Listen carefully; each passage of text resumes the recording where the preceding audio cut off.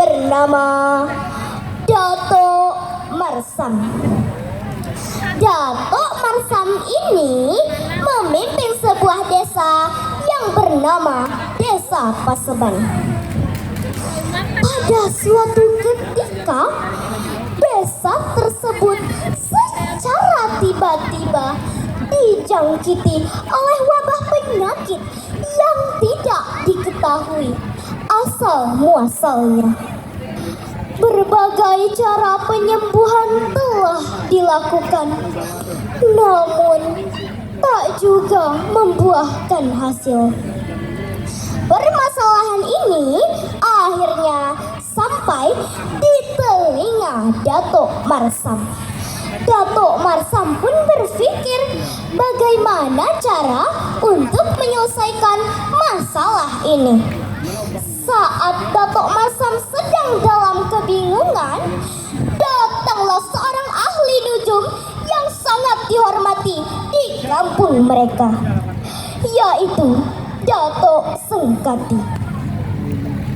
Duhai tuanku Datuk Marsam, sebenarnya wabah yang melanda kampung kita adalah kiriman dukun jahat dan jauh di sana.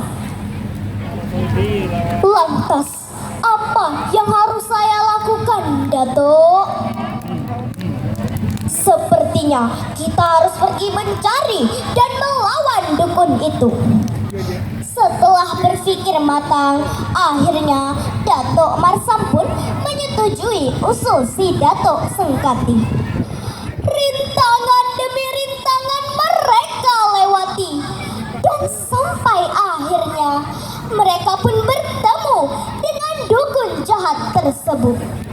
Dengan marah, Datuk Marsam pun berteriak kepada dukun itu. Hei dukun, mengapa kau mengacau di desa kami? Mengapa kau kirim wabah itu?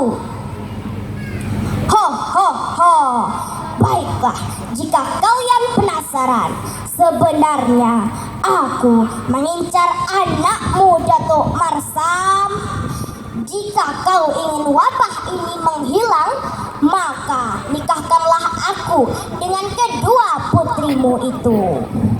Setelah mendengar ucapan si dukun, emosi Datuk Marsam pun menjadi-jadi. Namun, belum sempat Datuk Marsam menghabisi dukun itu, tiba-tiba tubuhnya lenyap ditelan bumi. Dalam kebingungan, akhirnya mereka berdua pun memutuskan untuk kembali ke desa. Di dalam hati mereka masih merasa cemas apa yang akan terjadi pada desa mereka nanti. Seiring berjalannya waktu, wabah tersebut lama-kelamaan berangsur menghilang.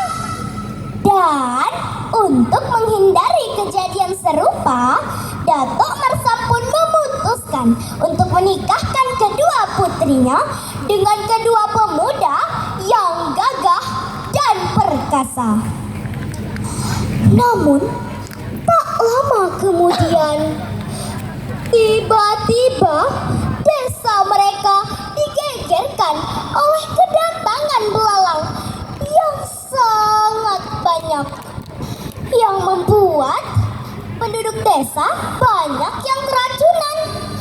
Saat Datuk Marsam sedang bingung memikirkan nasib rakyatnya, tiba-tiba datanglah 2 ekor belalang yang memiliki sayap yang sangat indah.